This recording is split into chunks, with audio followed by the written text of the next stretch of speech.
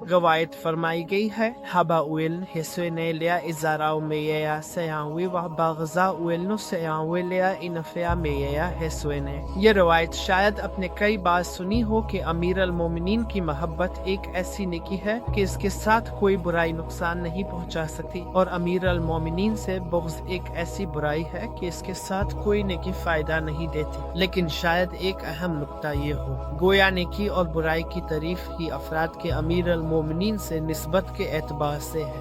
وہی عمل صالح شمار ہوتا ہے جو امیر المومنین سے صحیح نسبت رکھتا ہو۔